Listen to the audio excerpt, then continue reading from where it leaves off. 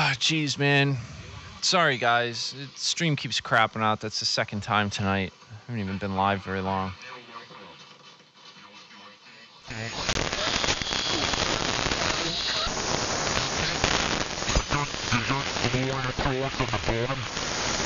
I was saying the lighting crashes are getting bad. A huge one. Starting to see the flashes out the window too. Anyway, look at that. That sucks. This stream won't stay up.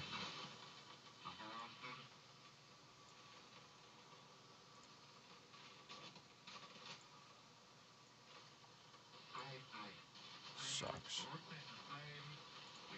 Let's see.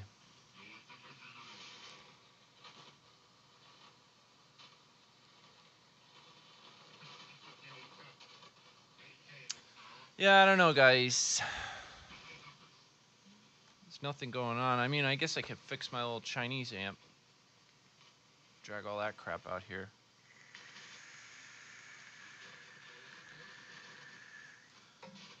Oy. This fucking thing. It's kind of a pain in the ass.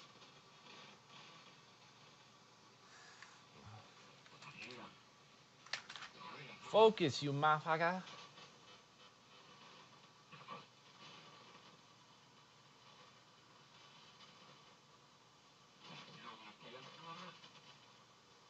There you go. Fuck it. Annoying slop bucket in the background.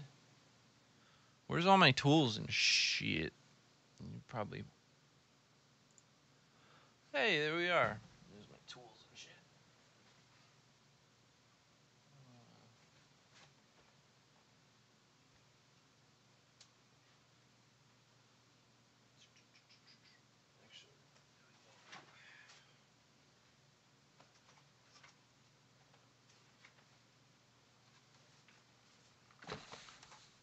Oh boy.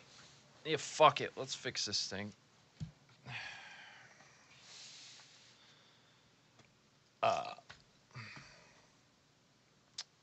the hell did I do with those other... I gotta go find the devices and shit. I don't really even feel like doing this right now. But it needs to be done. It's really annoying. Alright. Fuck it. This is that for now. Oh, hey, thanks. This is my, skeleton shirt, man.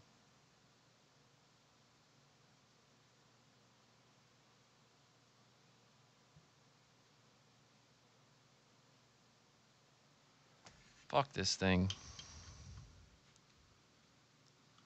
Chinesium amplifier.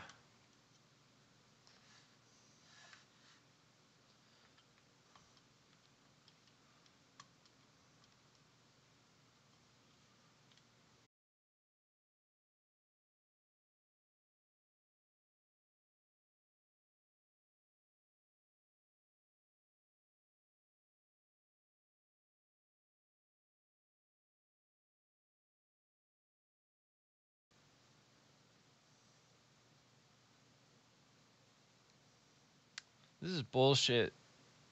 Sorry, guys, if anyone's even still watching. My internet connection sucks. Sucks fucking balls.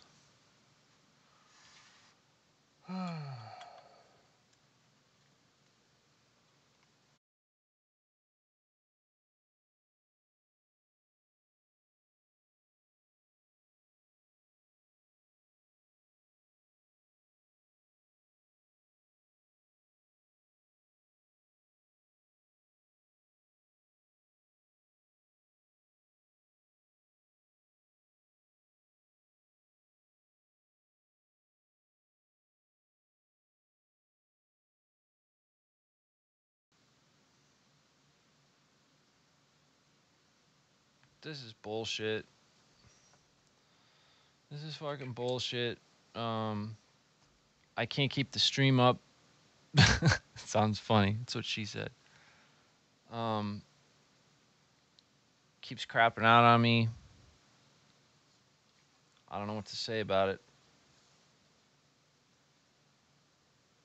Pretty fucking annoying. Yeah, dude, my internet just keeps fucking crapping out. I don't know what the hell is going on tonight, but it's not good.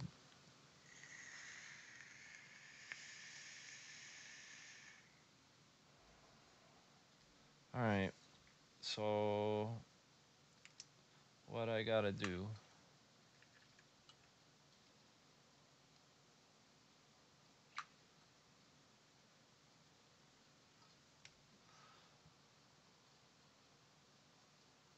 Oy.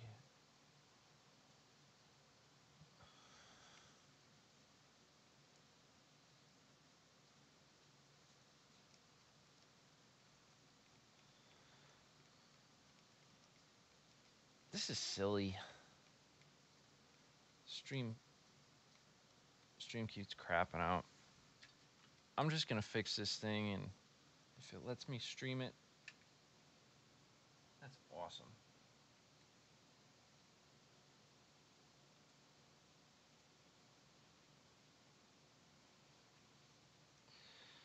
All right. This is the annoying part.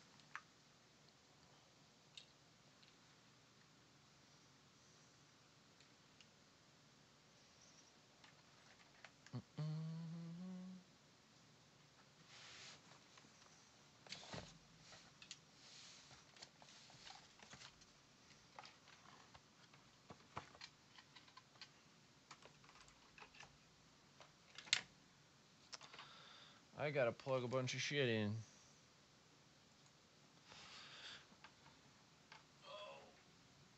There we go.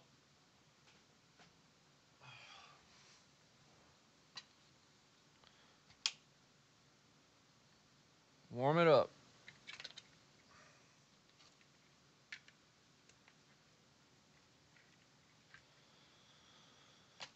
Ay, ay, ay.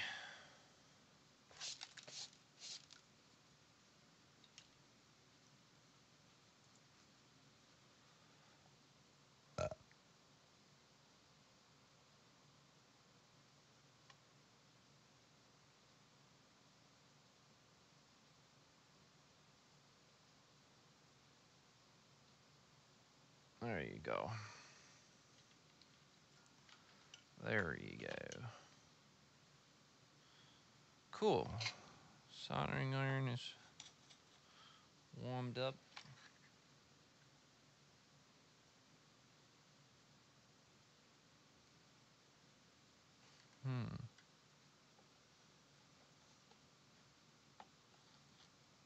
All right.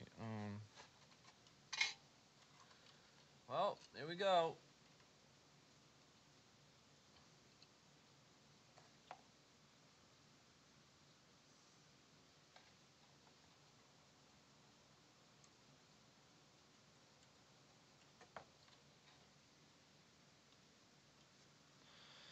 Feed black.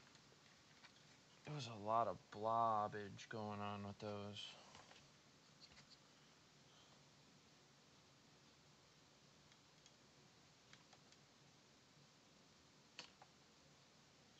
Suck that stuff up. That's better.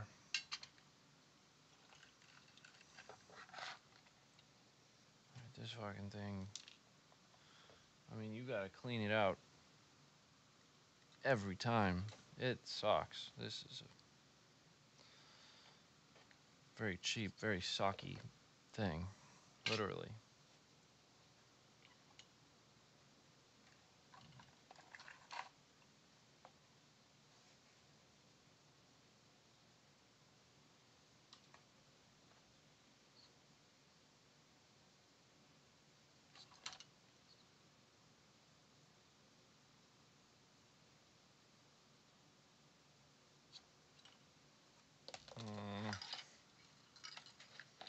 Might be a solder braid night.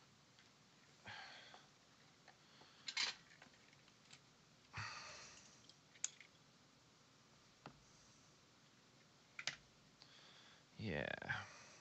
It's a solder braid night. Fuck it. These things didn't work anyway.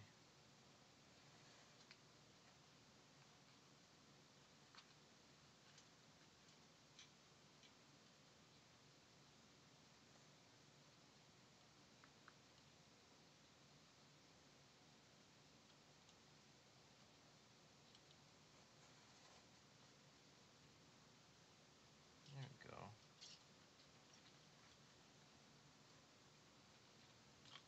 Get that Krizap out of there.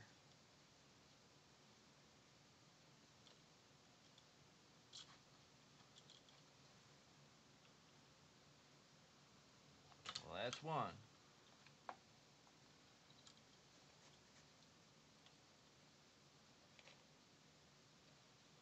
I'm just desoldering these things. I mean, I could zoom in more, I guess, but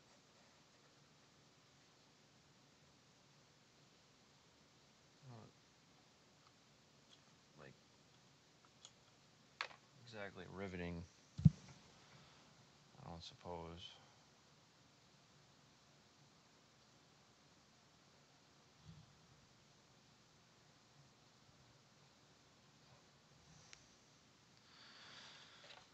Um,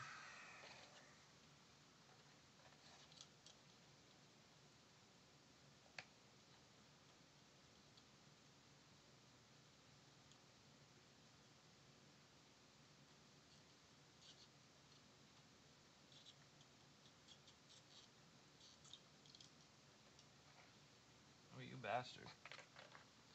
I got most of the solder out of there.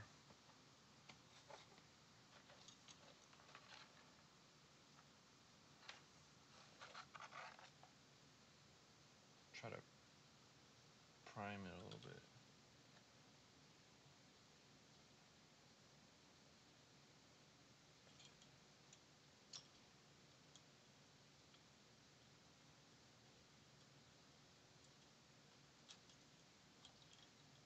There we go.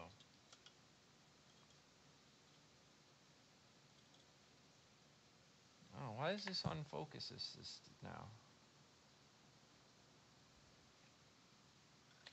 What the hell's going on here?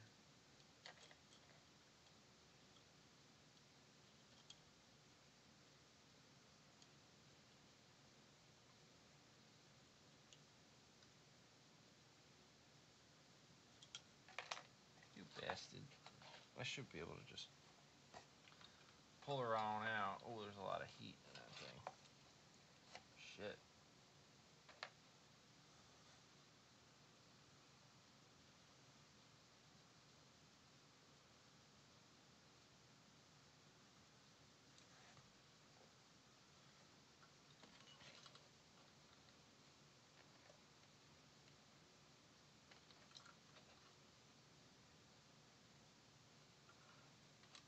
What did I do last time? I cut the MOSFET out and just removed these little pieces, I think.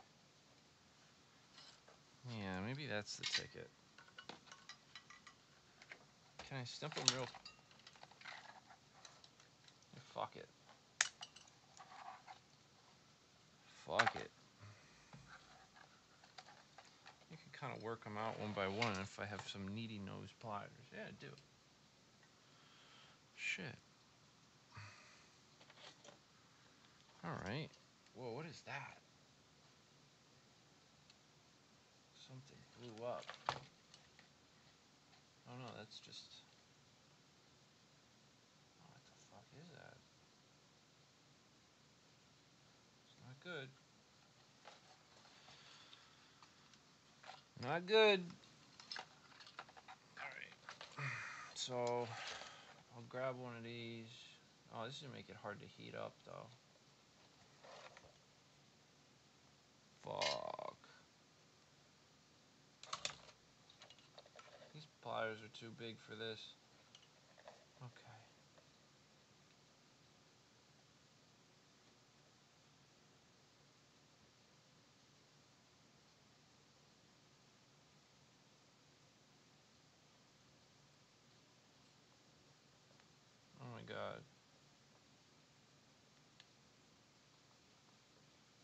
don't you just leave?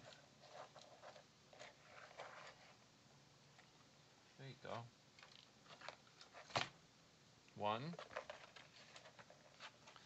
God, you gotta do this whole thing again.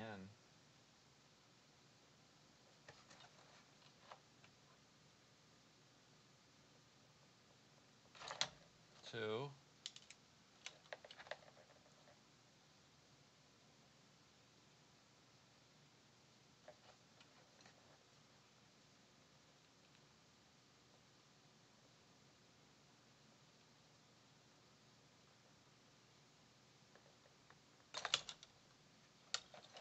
Didn't get her.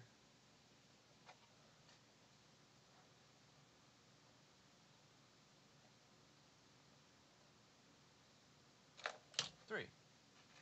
Fucker. Fuck this thing. There's like still slobber in there. I gotta get out. This is annoying, huh?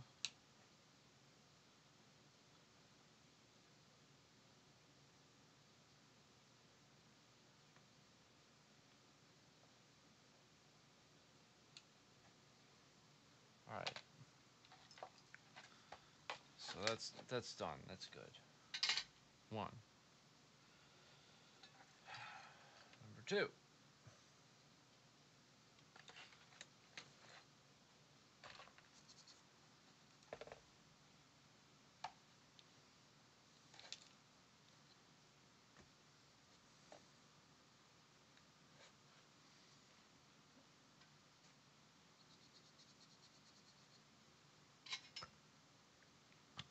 Stream store.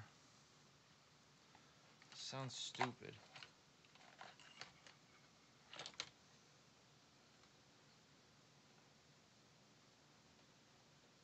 I think streams are stupid right now because my internet sucks.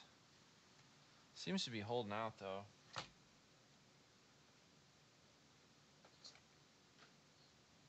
Air conditioner just kicked on. Very nice. This is annoying as fuck.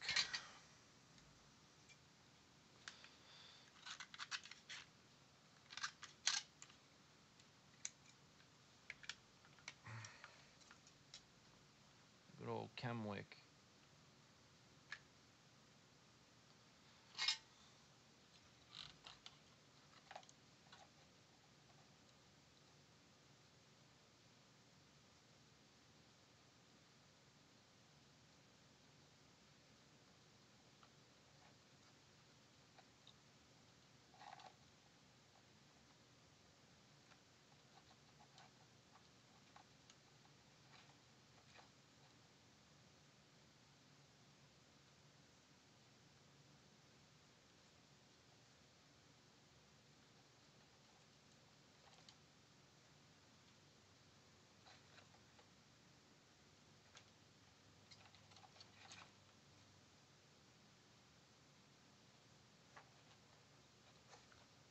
Chemwick.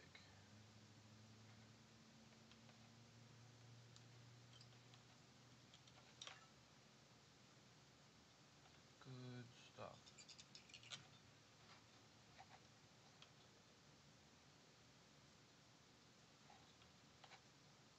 Okay. I think it's ready for the snip and pull trick. This is how you work on your MOSFETs. This is the best mod you can do. You're right there.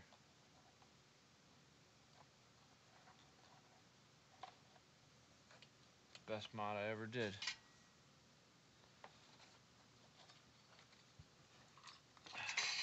Fuck. Come here, stand still. Fuck.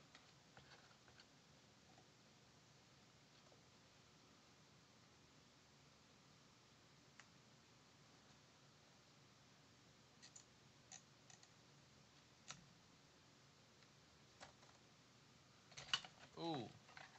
That was a little aggressive. 1.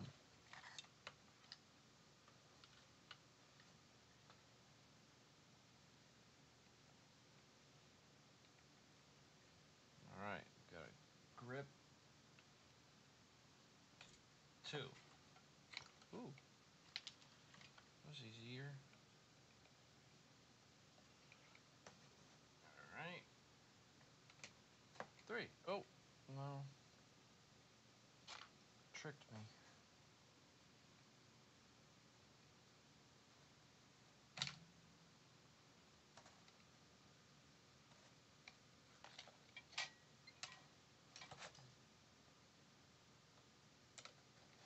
Alright, 3. This has to get cleaned out. Bitch.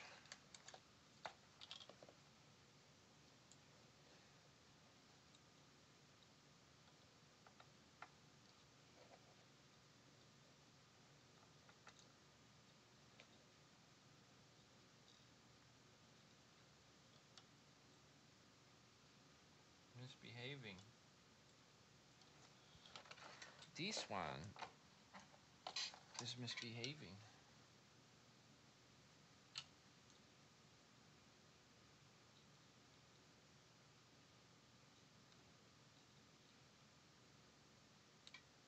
Maybe also because my iron is pretty dirty.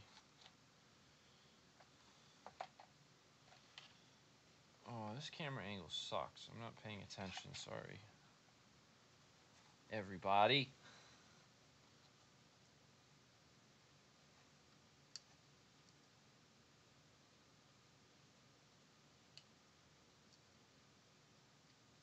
Maybe I can accelerate this process a little bit. Oh yeah.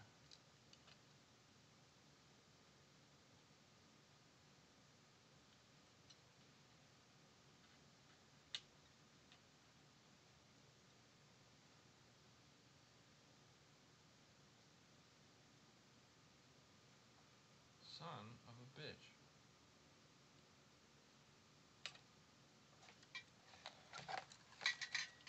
Did I mention that this is annoying?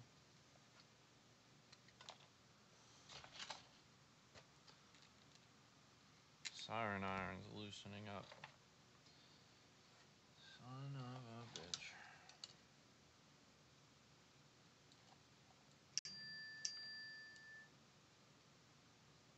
Damn it.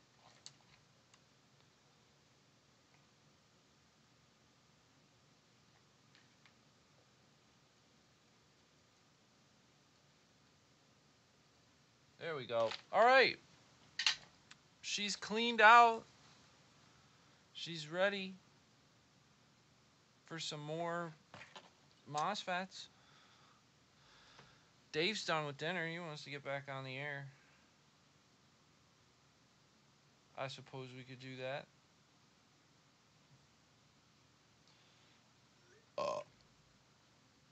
Well, let me shut down the soldering arm. I'll finish this up tomorrow. I just don't. Oh, I'm gonna lose everything. There's that. I think I. Oh yeah. There's all the screws, right? Important. Just let them float around in there. All those important screws, right?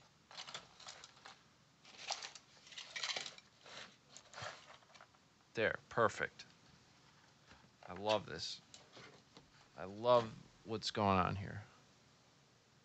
See, this is how you, if you want to have, you know, ham equipment.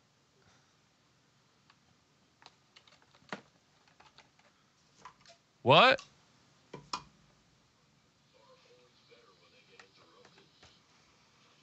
Yeah, but you know, I did the hard part. Tomorrow I can just slap some more MOSFETs in there and give it a whirl. But I would have completed this and not gone any further anyway because I'd need a little more time. I'd have to plug in all the stages and go in the other room and like it's definitely a project for tomorrow. I was just getting a head start.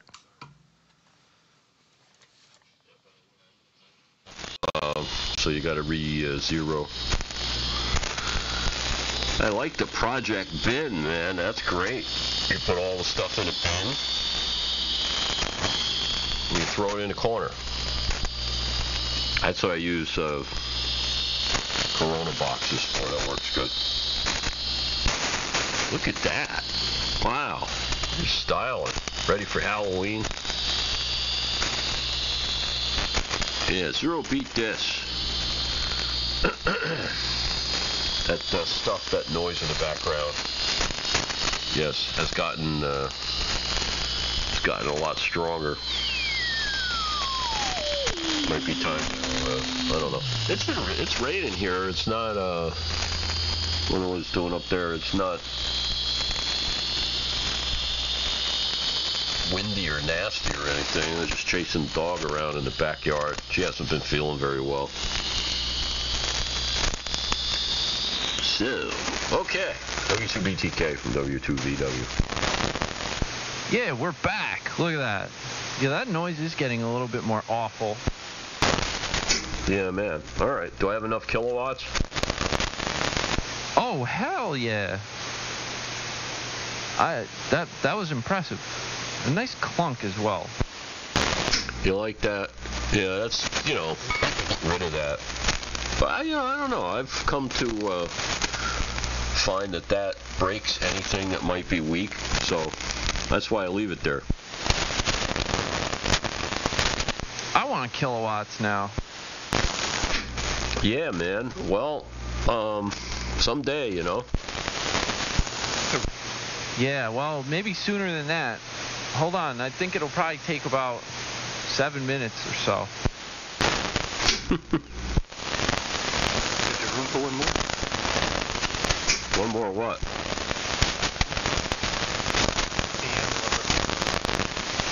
Is that George? Well, what's left of me, yeah.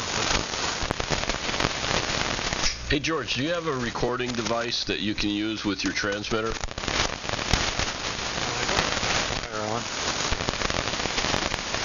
Yeah, well, I heard you say you don't have the amplifier on. It would help. It's pretty staticky. It's yellowy. I had a request, George. I know you can't, you don't want to make much noise there, but I was hoping that sometime, during the week or whatever, or if you go out, maybe you could make a recording of you yelling. And I like to hear what that sounds like over the air. I'm so unused to it right now. I know what you mean by all that. I'm so accustomed to this level of voice for years. I'll do my best to be able to speak up. But let me put the amp on and give it a little bit more amp. Yeah, please do. Static crashes are 20 over. You're like 10 over. I hear him both. George is coming in a little low here, messing around with AGC settings to make it not so painful for anybody besides me who's wanting to listen to this. Got it pretty well dialed in. You're strong enough that, I can make it like silent and you still sound fine. But George was, I got like no AGC on him, so he just sounds like he's doing quite quiet in the background. Okay, that's the best I can do right here. Any better? Much better. We're on 3874 or so. Yeah, 3874.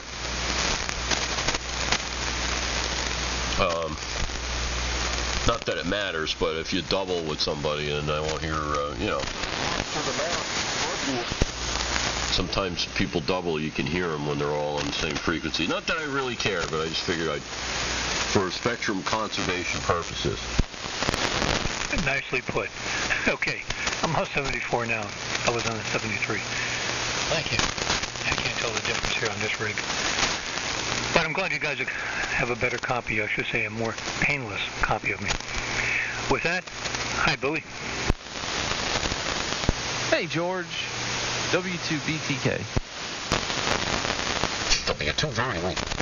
Big difference, George. Thanks. I'll get closer to the mic instead of yelling. By the way, yelling, of course, everything reverberates in this damn hole in the wall. So, make a long story short, it won't come out enjoyable at all. It's better if I do what I'm doing for the Yeah, I get it. I know. You don't want to. You don't want to cause a disturbance. I understand. George, Ready.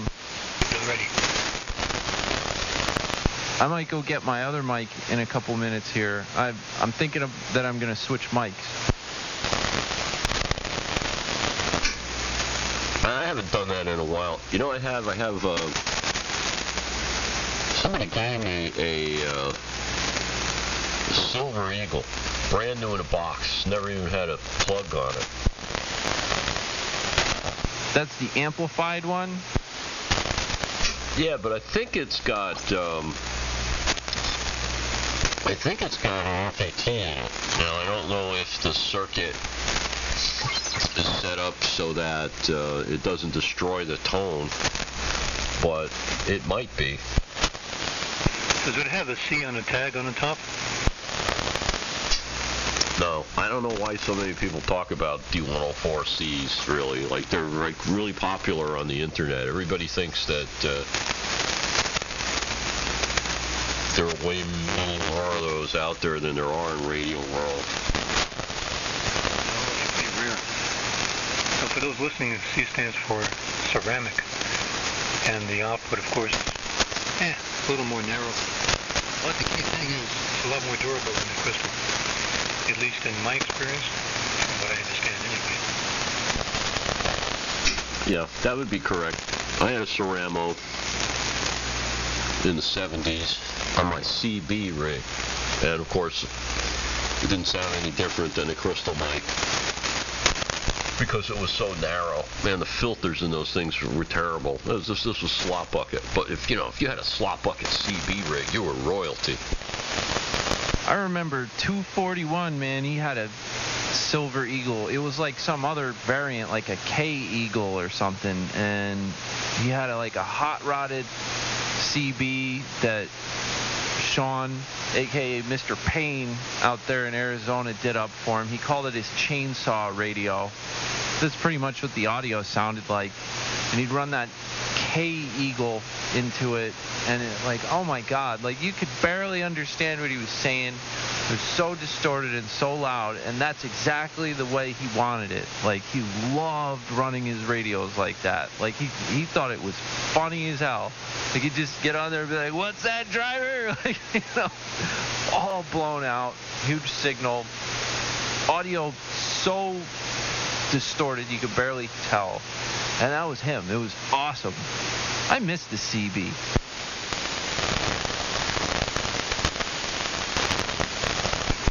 Well, the days I remember on CB were with an ICO transceiver. It's a single channel there. And that was my little introduction to CB. Then came the Comstat 23. I got that for 5 months out of an eyeball. And my thrill was discovering how to get between channels. That opened up a whole new world once I saw the chart, the frequency chart. Frequencies in use, slot bucket. Then I saw what amateur radio allowed. That was an awakening point for me. I began to study, and ergo, here I am. George, I'm going to go get my other microphone, all right? I'm going to go get it, and I'm going to plug it in, and then I'll key up again, and you let me know if anything changes.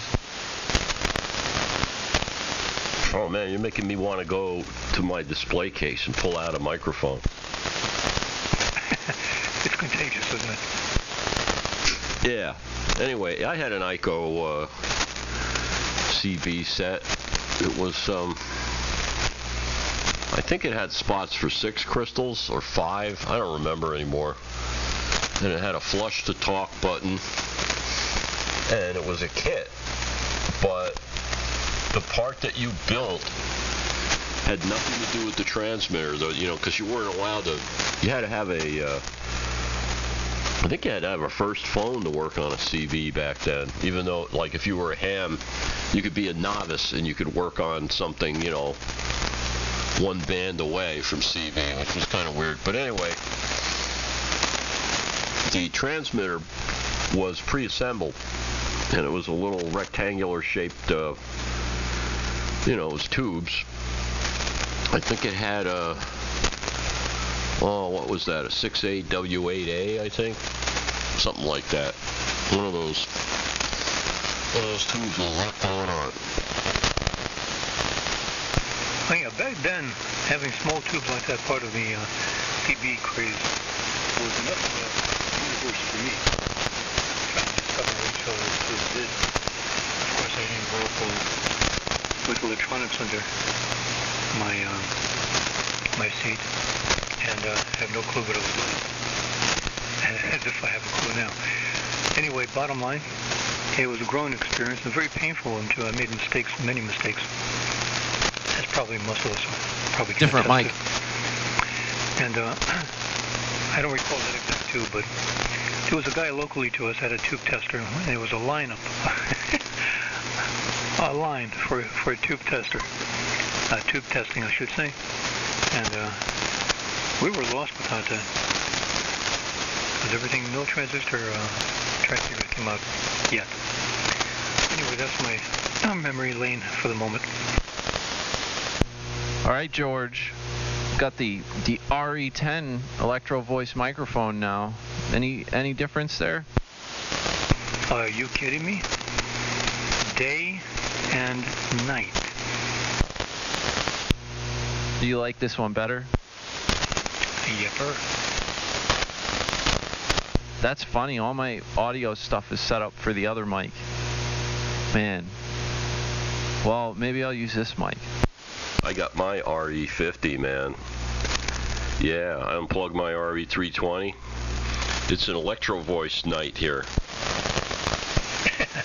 At the moment, I don't have that. I can, but I have the Dynamic 664, which of course sounds muffled for my voice. I don't want to do that to you. And at the same time, I have a D104 standard crystal. This is a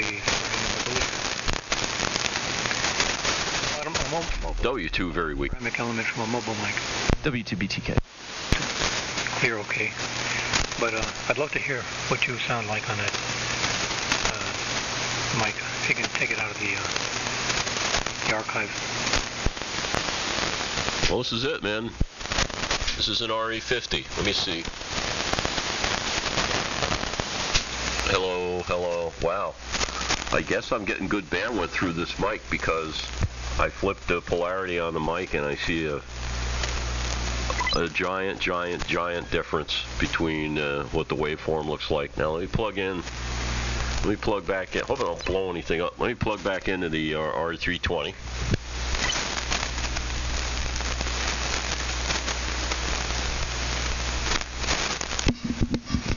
Yeah, if I knew anything about radio, I'd be able to do this with just a pot different inputs to the mic mixer, but I really don't know what I'm doing. This is the RE320 again, which is what I usually use.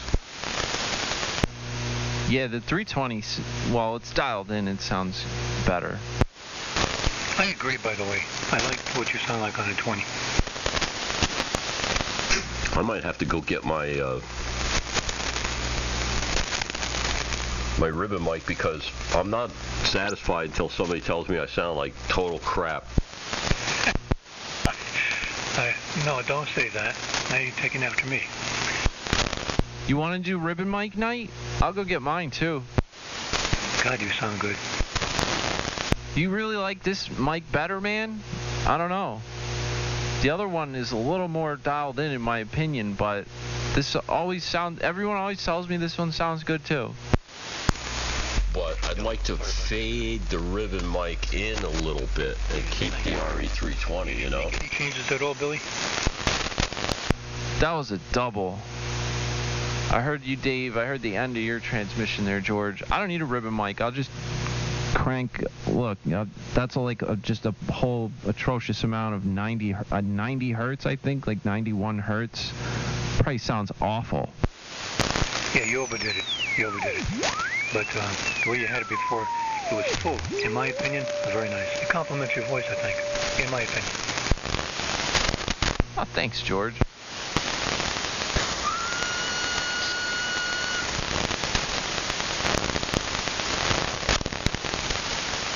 I I could boost the highs up all crazy too. Yeah, there's like a 6 dB boost on the highs, man. What does that do?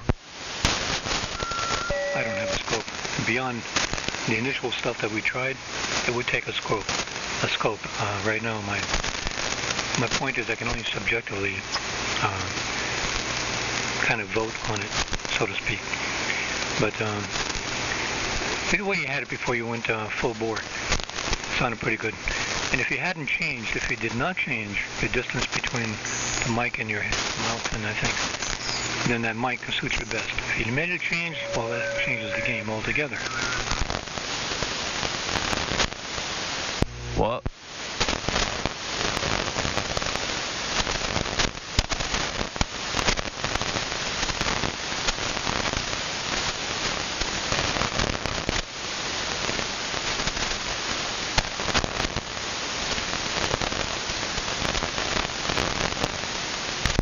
All right, I'm switching back to my, this is my normal mic that I use all the time. Yeah, but I think you're changing distances. I just heard your last couple of words. It sounds like you came closer to the mic. Yeah, I probably did. But that other mic, I don't know, I just throw it on here sometimes. This is the mic I always use, and I think it's like, well, it's just dialed in better with the processing.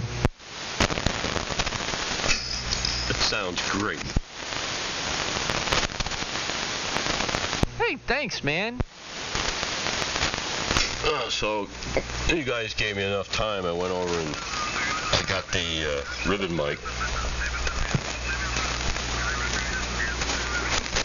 And I'm monitoring myself live, which is painful because I really sound like a jackass.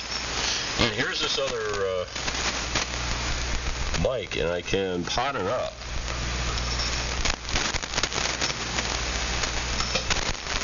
Let's see.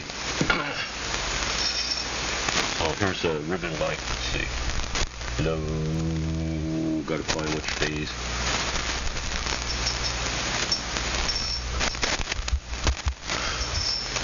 Alright, so what I'm looking to do here, I don't know if you can hear the difference, but I've got the ribbon mic far away, give myself some depth, you know. So I'm taking, I'm gonna get my Something rattled in my rack. Squeal. I want to get my kick drum working here. Can you hear that? No. I don't know, but when you went hello, something like rattled in my rack. I got that little roller down there at the bottom, and it hey boo boo, something was vibrating. It was like rattling. W2VW. Well, let's see, here it goes. This is all I think what I need to do is close top the ribbon mic. Yeah. And then I'm trying to find a polarity on this thing by rotating it. Hello. Yeah, there we go. There it is. Okay, so now the ribbon mic is it's about 3 feet away, but the gain on it is pretty high. I should, what I should do is I should put it in Gotham's little place where she sleeps, and when she starts snoring,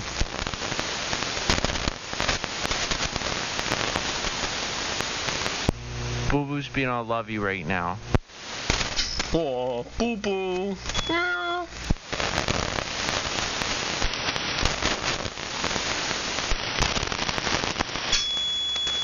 W2VW. W2BTK here with Boo Boo the cat. If you're willing to accept third-party traffic, she might meow or something.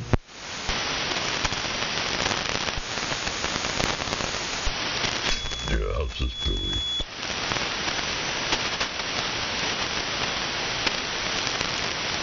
She finally comes up on this chair. I don't know why she never wants to be around on this chair, but she just started jumping up here a couple days ago. Now she's sitting up here purring, getting petted. I said, Boo Boo, I gotta go to work, but I'll come home and I'll love you later. And that's what I'm doing now. Boo Boo, this is the devil. I want you to rip up all the furniture while your dad is at work.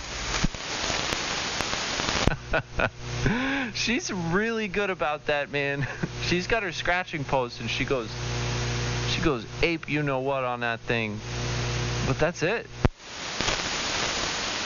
She's a good kitty. The best kitty. Sort of pure.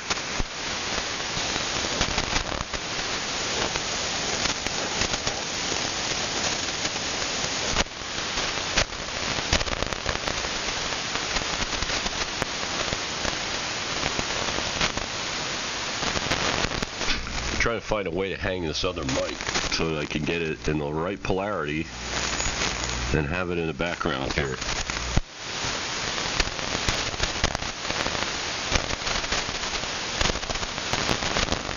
Okay, I'm trying to start my thing. Roger, let me check this again.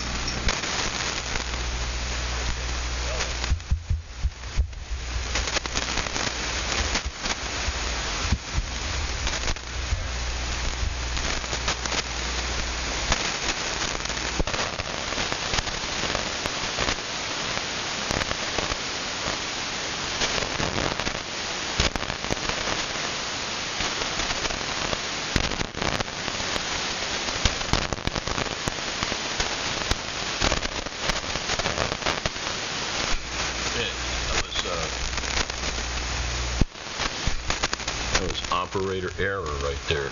Okay. Hello, 1, 2, 3, 4. Hello, 1, 2, 3, 4.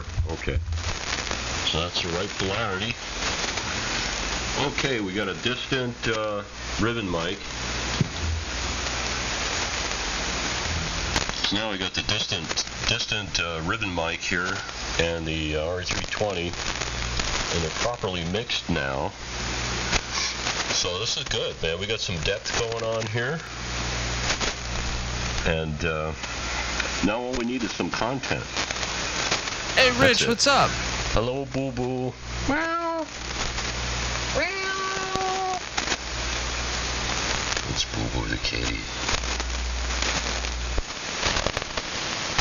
It sounds really good. You like that? Yeah, I do. It's very live. Yeah, I'd like to put the other mic further away and really get some ambiance going here. You know, this room is pretty good for that, and it's not too noisy.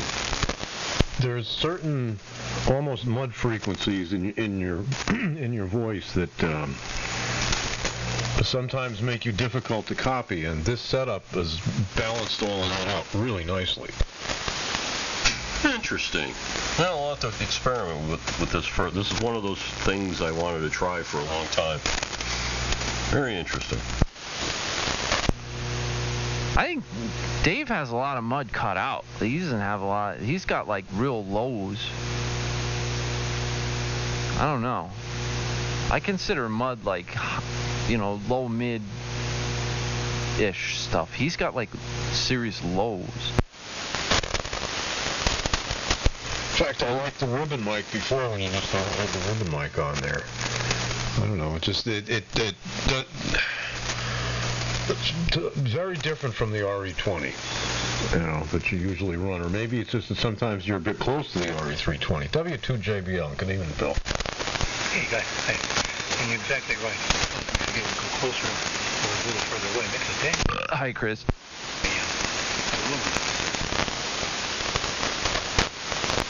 Hi, George. I close it halfway. On this mic, I can hear it turns to mud instantly. Yeah, it does, and it's got that boom, boom, you know. That one doesn't do it. There you go. Here's a difference here. RE320. And what is this thing? It's a Marshall R144. Oh, it's a new age ribbon mic. I thought you were playing with like a 77DX. Nope. If I had a 77DX, I would sell it to a collector. Well, now I might not, but if I had one. Actually, I did. A guy gave me a box filled with them once. And he said, gee, I bet you this box of mics is worth $1,000. I opened it up. There were 5 of them in there, I think. I'm like, each one of them's worth more than that, dude. I wouldn't mind having one. But then again, I just bought a used Ford Explorer, and the mic would probably cost me more than the car. Yep. Probably would. I woke up yesterday and was like, for some random reason, like, wow, I gotta buy graphics cards. Yeah, everybody needs more graphics cards. Oh yeah, well, that's something I learned from Blaney, one GTU, man. Plug your computer into your TV. And I finally figured it out. I got HDMI, dual HDMI cards for all my computers, man. That's a beautiful thing. They have Debbie Does Dallas in high def now? I haven't seen it, if it is, but there are, believe it, I know you're joking, but there are digitally remastered, like, VCX classics out there. Yeah, you gotta have the cheap tunes, too, Yeah, bad porno music, like when you're on hold with Verizon. I had a porn groove band when I was in high school.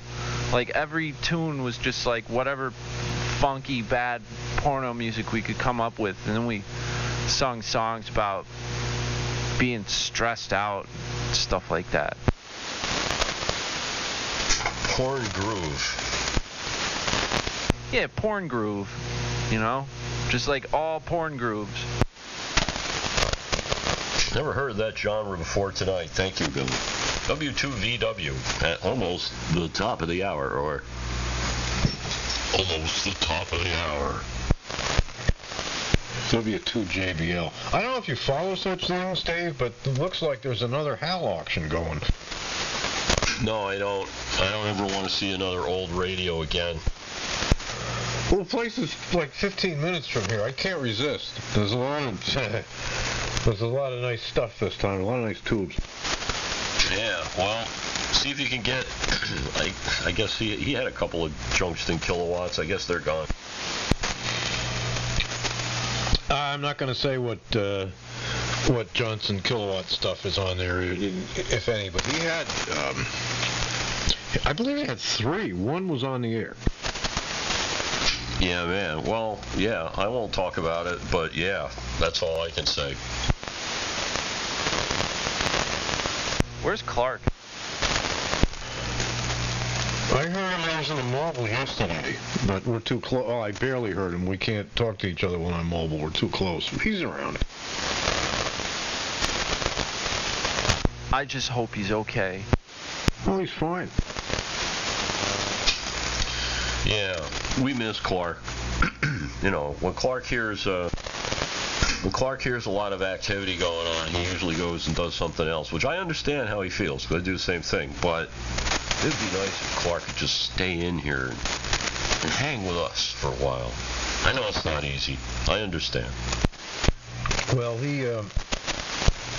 that's right. I was on the air for an hour yesterday, mobile, working with Jamie. And then I got on the air from home a couple hours later, and Clark was on. And Steve QIX was on, and I started talking to Steve, and Clark did what he did and just disappears. I wish he'd say, hey, I'll see you all later, and sign out. It gives me a complex if people scatter like that. Yeah. Yeah, it's better to sign out, but that really does go along with the short attention span break-in stuff that we do. Yeah, I don't know. I just appreciate it, even like if he doesn't like what's going on, hey, you guys suck, I'm out of here. He does it on purpose. It's his way of protesting. No, I'm sure he's done that a number of times for you, Billy. Wait, what? You guys doubled. I never looked at it as he's leaving, silently in protest. Yeah, that's no way to protest. What I got from him is that, when somebody else comes on with a good signal and so on and so forth, he's like, my job is done, so I'll just stand by for a while and let somebody else do it. I've been on here all day.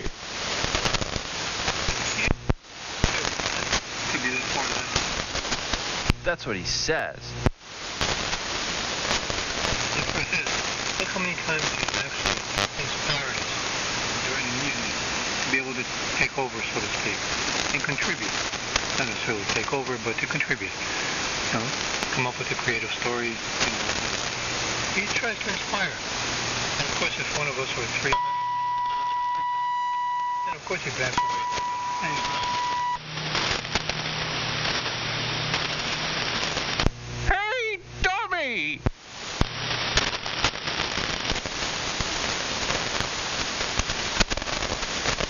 Hey, how come you guys are down here last night? I was expecting to operate the net tonight on 85. You mean? Yeah. 3885 was occupied, and we went down to 3870, and then whatever that noise crap is got a little rambunctious, so we came up here to 3874, because Dave can't, for whatever reason, he's got some really stupid noise in his receiver on 3873, and he just can't operate there. Oh, okay. I listened, I don't know, half an hour ago, I listened on 3885, and all I heard was the Gulf Coast dead fish net, and they were piss weak, so that doesn't, for me, doesn't count as occupied.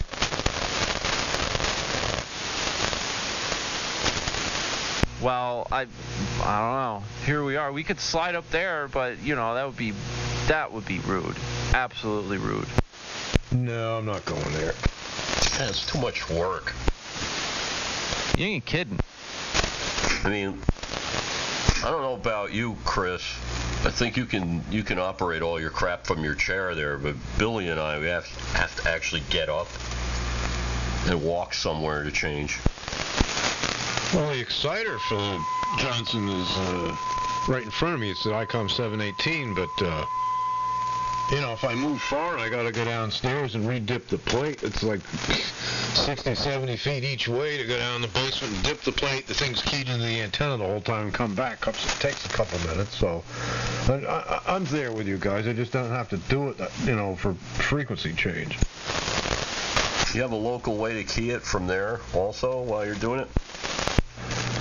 Yeah, flip a couple of coax switches and this, that, and the other thing, and it's a standalone operator position with an R390 as in non-A, and its own audio chain, and yeah, I can flip over to local control.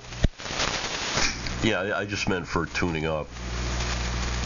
That would be convenient, have a parallel set of contacts, so you don't have to key it up upstairs and run downstairs and all that. But I guess you run it local. You put it local. I don't know what you do. I know what you did when I was looking at it, but there's so many different ways to do that. Do you tune it up with an exciter down there when you retune, or you just leave it? You could probably just leave it. Who cares? Well, it doesn't come off. It hasn't come off of 75 meters or the AM window since I've had it on the air. So, it's pretty much, I tune it into the dummy load, which is upstairs, and then I just re-dip the plate just a touch when it's into the antenna and the antenna tuner. And no, generally, if I'm driving it from upstairs, I send it RF, push to talk, and 600 ohm audio to the audio driver, which is downstairs. Operate it locally downstairs. I drive it with the 32V for RF and a different audio chain into the same audio driver. So the normal configuration is remote. Gotcha. Well, it sure does work. Seems to be reliable. Yeah, I'm happy. I'm very happy. And I finally got a hold of a couple of jumbo tube bases. I'm going to make up adapters. I want to try a few different tubes in the modulator, starting with triode-connected 813s, and then What? transformer would support a pair of 3500s in series. I suspect not, but That's the first thing I want to try is triode-connected 813s, because I got a lot of them. Yeah, I guess those will probably work just about the same as the 810s, except the drive's going to be a whole lot different flavor, but other than that. Well, you think I'm going to need more drive power than I've got now?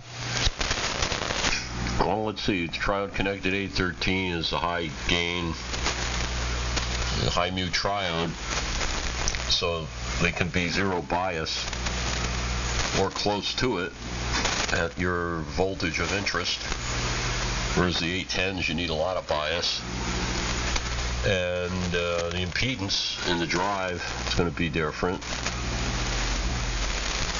But the output power, you know, is probably based on how much graphite is in the plate, you know. Yeah. Well, I want this for experimentation and also for backup purposes, because I only have one pair of 810s, and they're on eBay. The damn audio fools have discovered them, and I don't know, I got like a half a dozen good 813s, so it just looked like a, you know, possibly a good swap for backup. Yeah, I got you. Well, that'll work. It'll work fine business. Modulated, you know, full gallon with a pair of 813s, no problem. Oh yeah, well aware of that, for sure. So, yeah, what the hell? And I have spare 400s and so on and so forth. But you know what? I gotta take this thing. Well, someday, I think I'm hitting the audio too. I got to take this thing off of 75 meters someday and mount an assault on at least on 40 with it. Why? You got to get on 10 meters with that thing with a 5-element monobander. You and I could talk to each other. Please. IMAX 2000. Somebody said I'm wide. I think we should all get on 11 meters, man. That would be cool. Yeah. The problem with that band is there's really nobody to have a conversation with. You know, I mean, yeah, it'd be fine, but... Well, on 17 on AM. Other than those guys, it's like 15 to 20 guys. There's a lot of people. Other than those locals, it's a wasteland. There's nobody home. Except Fred. I hear Fred. Fred. How's Fred doing, anyway? Actually, I haven't heard him for most of the summer. So he's got some, I believe, clerical job, or you know, he's cleaning the urinals at some local radio station. I think he's back into that business, but I haven't heard him lately. He's either on 40 or on 38 lower sideband. Wow, yeah, somebody brought him up on here, and I said, you're not allowed to mention his call sign on the air anymore. Did I play you any of the recordings of him on CB? What did you do? You did something. He may have sent me one, but it didn't open, or there was something weird. I didn't get to hear it. It's too bad, because it's this one diatribe about 10 minutes long, you know, real old buzzard transmission, talking about how he illegally modified all these 23-channel radios to work on the outband and the upper channels and all. Yeah, he's a real Boy Scout. Oh yeah, do as I say, not as I do. Yep. And this guy's bad, and that guy's awful, but I'm great, and everybody's picking on me. Yep. I really think that that's the reason for radio, Chris. If you really want to justify hobby radio, it keeps people like that away from the general public. I like that. It's true. OCQ calling CQ. Oh God, yeah. Keeps them in the basement.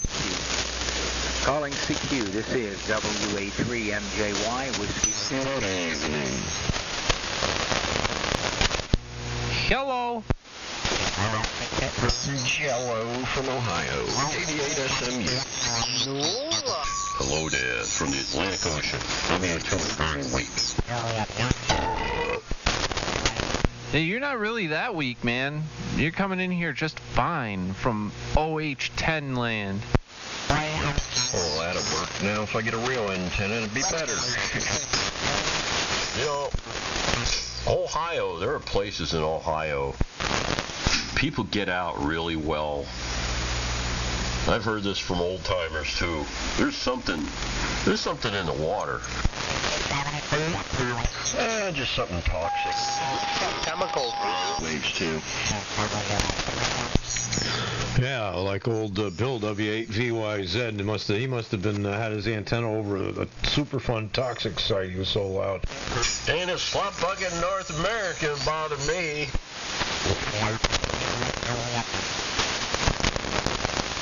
Anybody slide open the side window on his B-24 and fire a 45 at a passing ME-109 is all right in my book.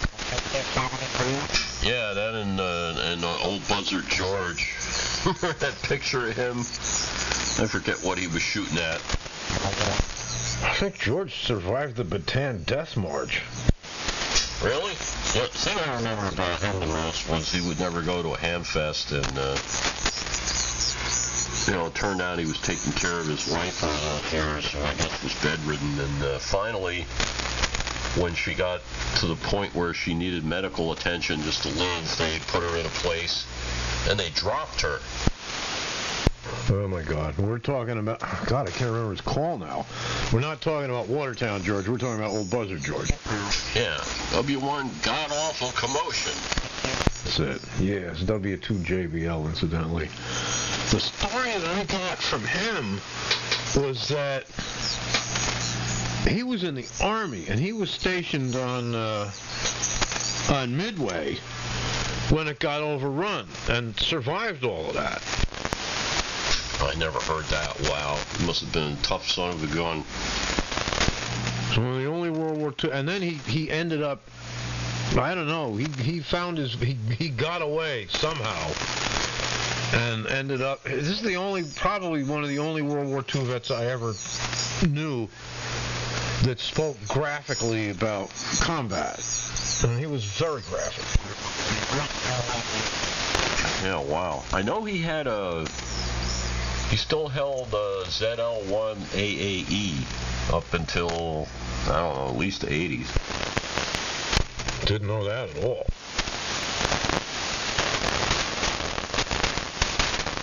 Yeah.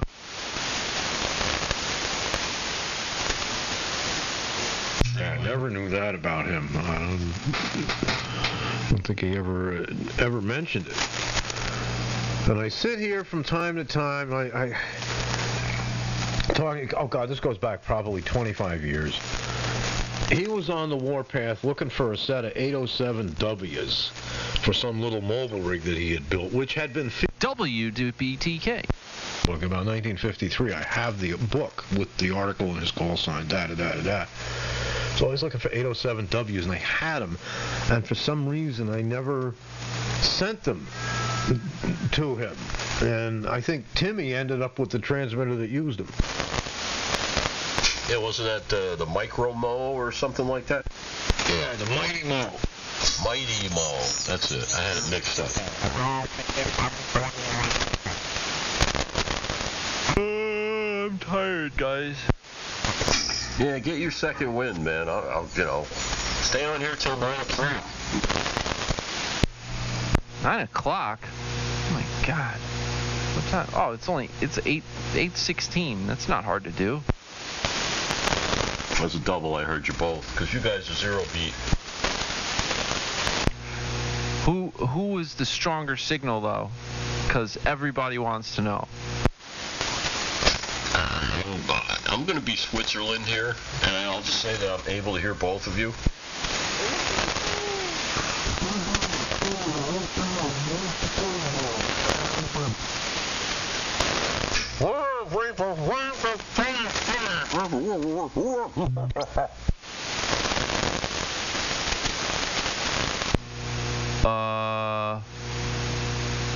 What'd that guy say? He said, I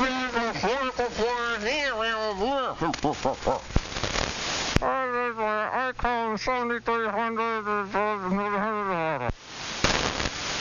Timmy stuck a sock in his mouth. I hear room ambiance coming back here. I got the cans on, but they're feeding back into the mic a little, so that might be what I'm hearing. I like room ambiance. Well, if you listen to all the really good recordings of drums, you know, they like really took a quantum leap in the very late 60s. I think that was the secret. Billy knows about that stuff. Yeah, dude, any good record that was ever made was made with like good sounding rooms, especially tracking drums. That's like the most expensive part. Like you could track other stuff anywhere you want, but the drums, you gotta stick those in a good room. All about the room sound, man. That was a great double. Yeah. I was just saying, you know, Billy helped me out a lot with it, but, you know, I jammed with one of my high school buddies, and, you know, I got my little studio in the basement there. It's the hardest freaking thing I ever tried to record, you know, really record well, was miking a drum kit. What a pain in the ass. I ended up with the one mic hanging in the middle of the room from the ceiling. Yeah, you ever see the article? It's an article in Q Street from the 90s, I think, about a guy who he was a young kid. I guess he was 16, and he figured out a way to mic drums, and they actually had to give him some kind of special work visa to work in a recording studio, and he was hired by Motown. Anyway, that's one of Nick's buddies, that guy. Oh, that's interesting. Yeah, you know, I've tried. I'm not a professional recording engineer, you know, but over the years, bands that I've been in and live performances that I've done, I've always tried to record a few of them here and there, and I've gone from mild to wild with a million mics all over the place, and, you know, all that highfalutin crap, and I always end up with like a 55S or an SM58 hanging from the ceiling in the middle of the room. God, do I hate 55Ss. Oh, I love mine. I got two of them. I got one from the 70s and I got one from the 50s. And the elements are good in both of them. And, well, I had to replace the foam in the one from the 50s. But I kind of like it, man. I got a good sound out of the real old one. Well, you beat me then, because I never got what I liked out of those. They always sounded boxy.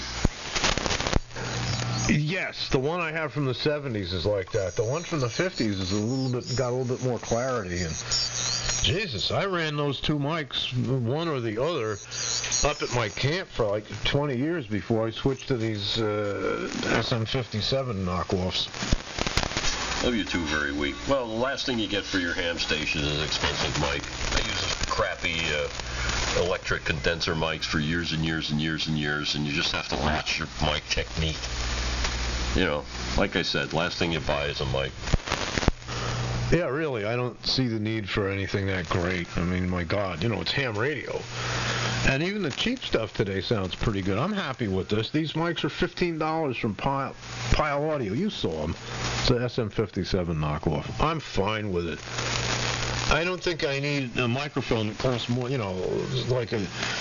I don't need a new RE27. Hell, that's more than I paid for the rice boxes driving this rig. And I just don't see that anybody would be able to hear the difference. Well, you know what? The one thing they have over an SM57 is a little bit better pattern. So if you've got a noisy room, the pattern's a little better.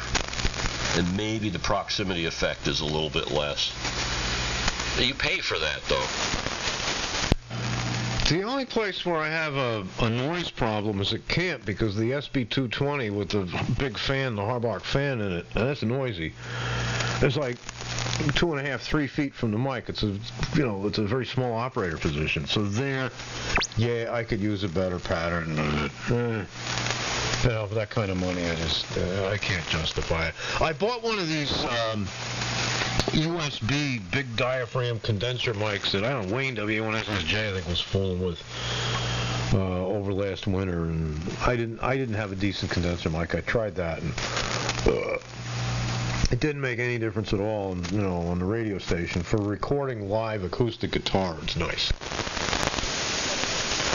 What did you think of it for that purpose? No, I thought it was nice for recording. Very nice for recording acoustic guitar. I didn't have anything that could do it, properly. So, I got to hit the incident command center. We'll be right back after this. W2JBL. Lacho. WB2JK.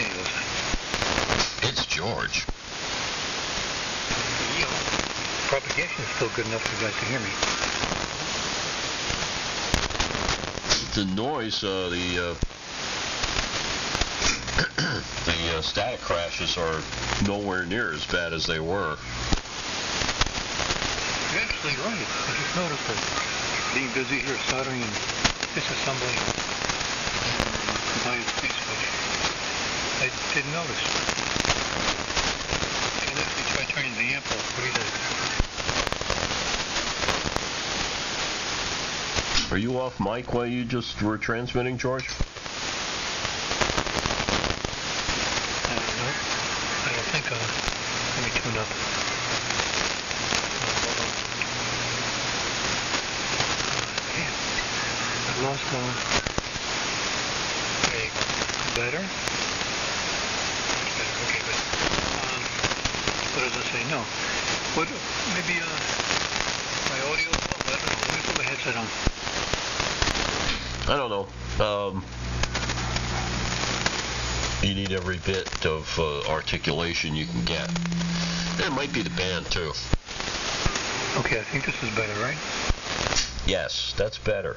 Mark those settings. Yeah. The problem is my meters show negative and positive. What do you call it? Sorry, I get RF and blank.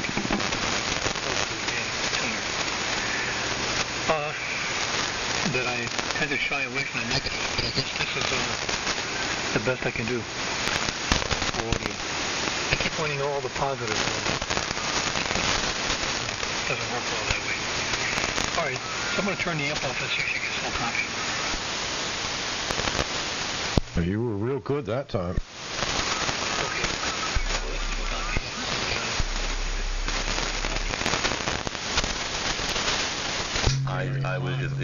I would throw you a lightsaber. Moment in the Hopefully sounds like it. Triple.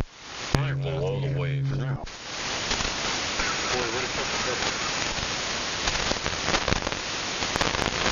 We both said the same thing. I'll copy them. If I need to put it on, I'll put it on. Well, it's all these guys with these software-defined receivers that have latency, My transmitter at my station has 0 latency, so Dave and I are up and running on the air before the other station even knows we've dropped it. That's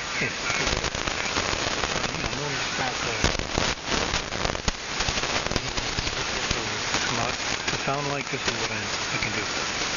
Alright, so I'll find out here. No amp, no George. You serious? I put it on. Why would you turn your amp off? There's like thunderstorms, slop bucket. It's nighttime. Yeah, you need an amplifier on here, man. Okay, done. I'm back on. Maybe propagation and the lessening of static was the cue for me to turn it off, but I guess not. There might be another storm coming for sure. Thank you. Yeah, no storms in the area here. It rained a little bit earlier, but static level's not all that bad tonight. It's better than it was. The system is not efficient, so I need to put the amp on, damn it. Some of you guys have terrific space to put on proper antennas more efficient. My signal bounces off higher buildings and God knows. Without an amp, pretty rarely do I do anything on the air worth listening to. WB2HJK. My station's made out of crap that other people threw out. There you go. Yeah, a large majority of my station is stuff donated to me over the years. George, you know, you can't do anything with the antenna. If you can run the power, run the power. Man, I was on that, what the hell was it, a 50 by 70 foot lot, not even. It was 50 by 35 foot lot in White Plains, New York, in a multifamily house for 20 years. I had snot for an antenna. I was piss weak. People made fun of me. And then one day, Jeff W2NBC graced me with the possession of a, Heathkit SB220. And all of a sudden I was able to get a couple 250 watts out with my snot for an antenna, and I arrived. Yep, same here. Been on the air with an amp only about 2 years now. Never had an amp before. But considering 75 is my love, AM is my love, I need it. Oh, yeah, you gotta do it. Even if you have antenna, you gotta do it. But you know, I moved into that apartment knowing I was gonna be radio challenged, having come from growing up in a ham radio paradise as a level acre and a half on Long Island Sound in Mamaroneck in Westchester County. My father was a ham.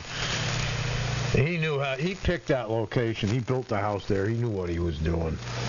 100-foot, 200-year-old oak trees with antennas suspended over a salt marsh in the backyard. So I went from that to that 50 by 35-foot lot and snot for an antenna. That was quite a blow. I went home to visit my parents a lot to get on the air with a big antenna.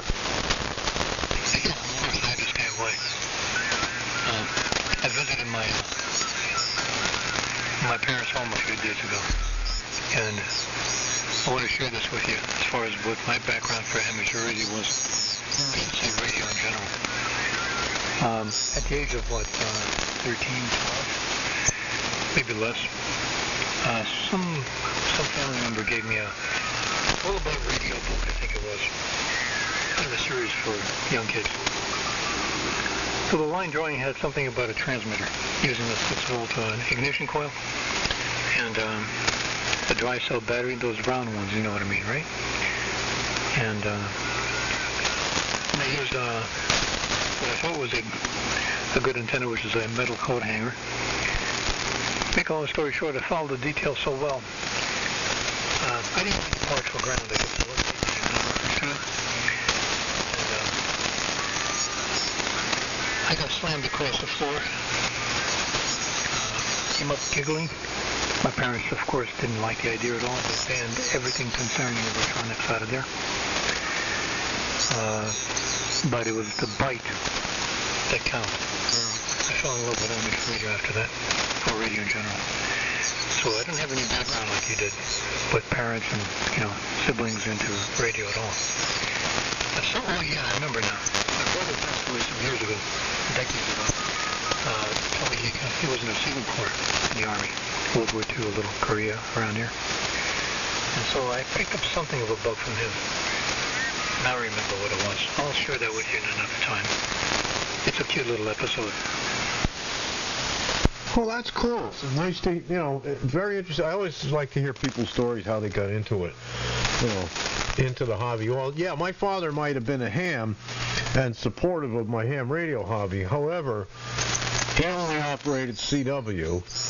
He did not like phone, sideband, or AM, and he had a particular disdain for AM phone. So he mentored me with RF, but didn't mentor me with audio. So that's why Tim and Bill W3DUQ were my AM mentors. My father was just my RF and my receiver and antenna mentor. Wow. That's still rich in my book.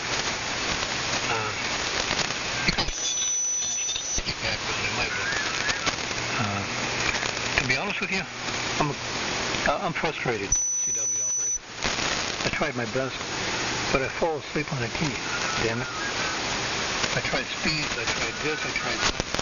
Nothing works. So you can't stay awake when I'm listening to CW, not to mention trying to listen to it. Something about me and my physiology or something. I don't know what it is. Wow. Well, I'm cursed when it comes to CW. You know, my father was one of these guys, 40 words a minute. I'm bored.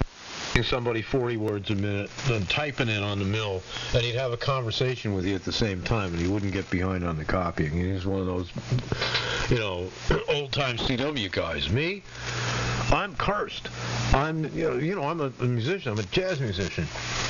I can send the most machine-perfect code you've ever heard in your life on a straight key or a bug, right up to about 25, 30 words a minute. 25 on the straight key. I mean, banging it out perfect like a keyer. Now, you would think I'd be able to copy the code like that, but no. Somewhere around 15, 18 words a minute. Copying CW. Sometimes like 10 to 15 words a minute. Anything beyond that, man, I'm lost in space. I never learned how to copy it that well. I just barely got my 20-word extra on my fourth try for the code test. Well, aside from all that, believe it or not, most of the stuff that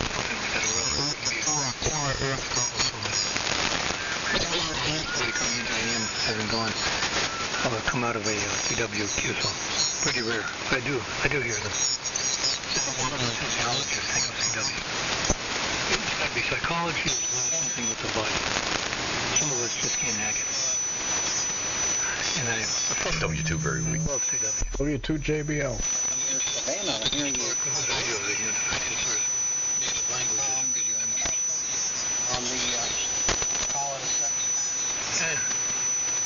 I'm still thinking for myself. And W2BTK. In recent years, one of my forays into new worlds and amateur radio, I'm on 6 meters. And where I am now, I can copy W1AW code practice on 50.350 on 6 meters. And that's how I judge, they're 90 miles from here, I guess, and that's how I judge antenna performance. I point it at W1AW and copy the code practice. I just leave it on, and it fills the whole house. So I have been listening to it, and I'm finding that I'm, over the last few years, gradually, finally, starting to learn how to copy CW by identifying the whole word instead of the individual letter. So there's hope for me, and I get on CW once a year for straight key night as opposed to gay key night. But I get on straight key night New Year's Eve every year and work a few people with a vintage rig at medium speed. And it's cool. It's just, it's not my full-time thing. W2 JBL. Last time I got on CW for any length of time with a straight key was with Big Al and a mutual friend, and the other guy couldn't copy crap. He would just send stuff, he could send, but he couldn't copy anything. That was kind of fun. I like the straight key. I really do. I love sending on it. I have a number of the one my father gave me before I got my novice was his novice key. It was given to him by a railroad telegraph operator in Oneida, New York, where he grew up. And the best we've been able to date that brass key is about 1845, 1850 it was made. I have that. My father gave me that on this beautiful mahogany base that he made for it. And it's sitting across the room. Yeah, I love banging out stuff on that. I just wish I could copy it a little bit better. Oh, crap. I looked at the time. You know what? I'm going to get out of here. Roger, I'm good for a contest exchange at 20 words a minute. But rag chewing, forget about it. Well, that's definitely not happening. Rag chewing at 20 with me? No, definitely not. Definitely not. If I'm going to do that, it's going to be, between 10 and 15, somewhere in there. But I only work DX on CW, so I don't have to deal with it. Well, we'll have to work each other on 10 meters, man. That's coming. Get on there one night a week, we can work on our code speed.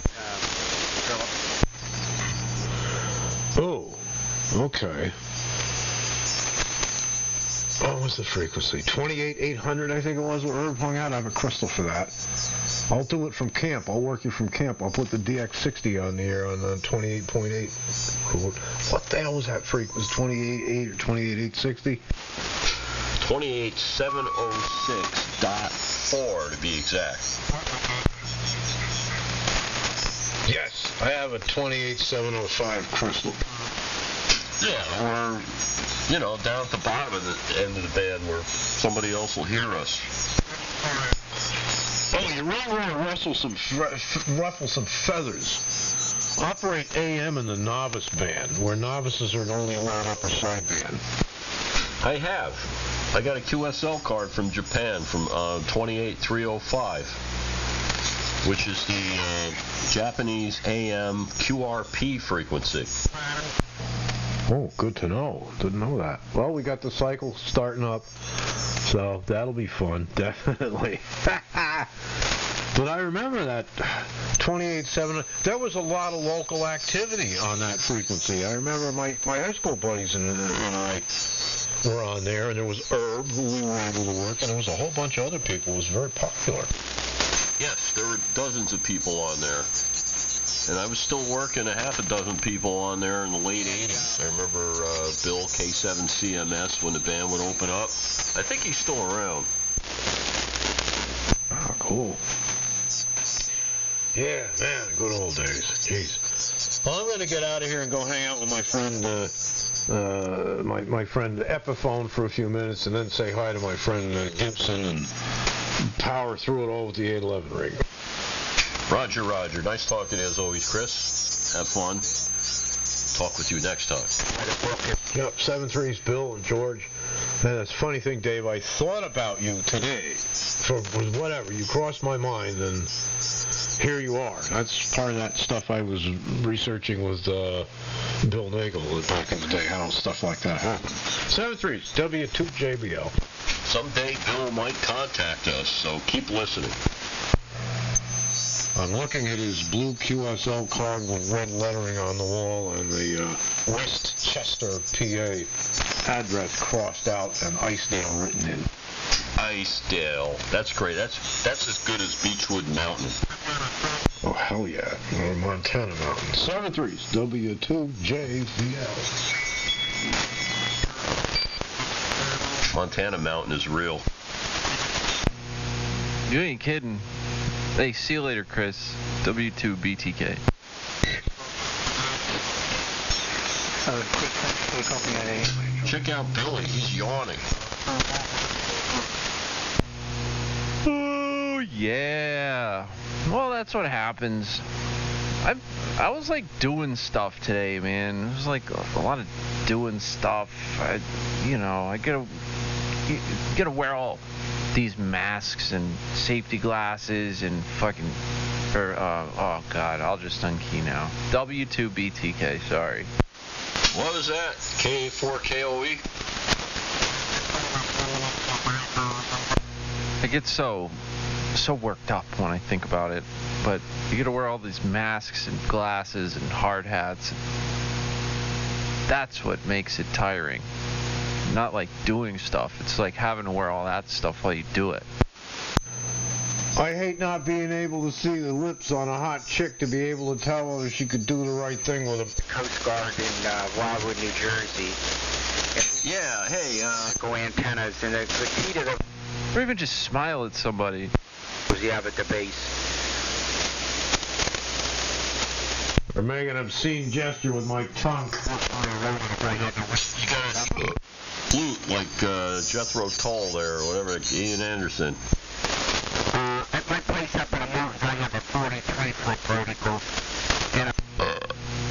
Somebody appears to be on 3880. You hear that, guy? Yeah, it's MJY. He's been around for a while and might not get it.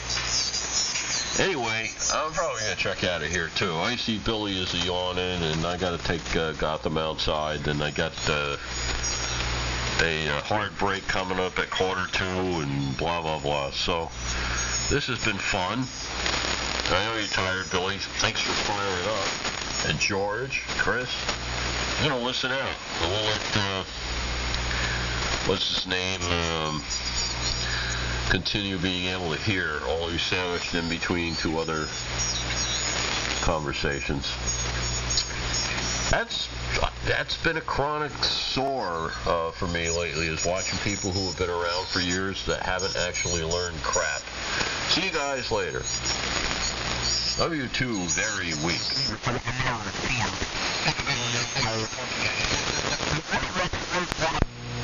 Okay, Dave.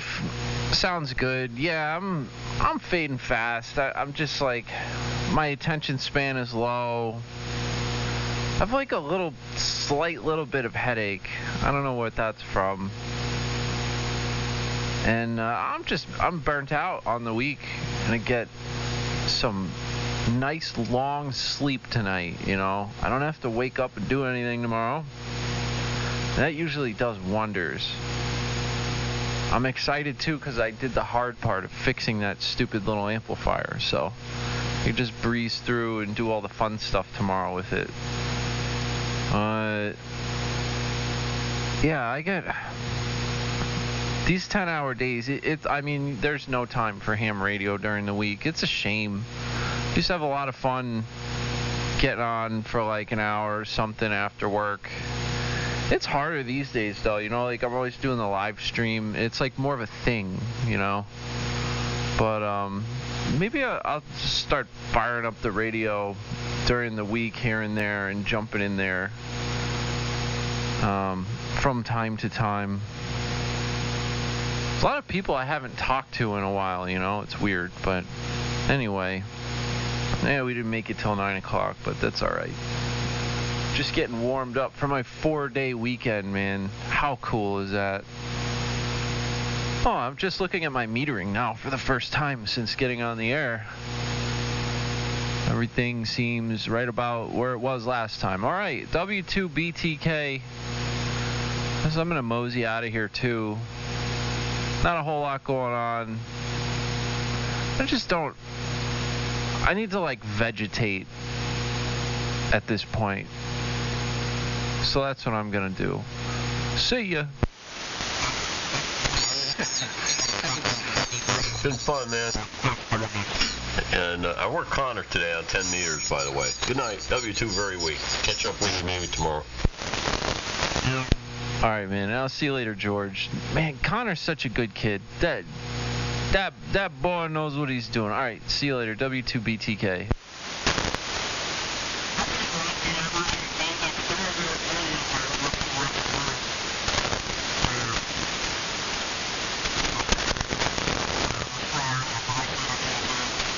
Well.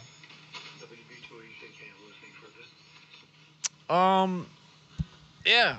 Oh, hey, Tommy, I'll catch you later, man. At 4, damn, son. Yeah, go to bed. I'll see you tomorrow. Probably be streaming a bunch this weekend. Because I don't have anything to do for 4 days. Woo! Yeah, Friday, Saturday, Sunday, Monday. How cool is that? Yeah, Rich, man, thanks for stopping in.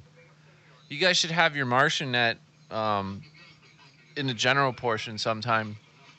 I got my new rig over here, the Vector SIGGEN. Dude, this thing sounds so good on sideband. It's insane. Like, it's better than anything, in my opinion. And it's got a little carrier leakage, so if you get synchronous detector, it'll lock right on. Pretty much sound just like AM. I can't wait to bust that thing out.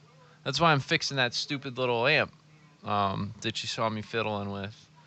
This thing only puts out like 0.03 watts or like, you know, plus 15 dBm. So it's like nothing. I need a little something to bring it up to just like a couple watts, like 5 watts or so that I can drive like a normal amplifier.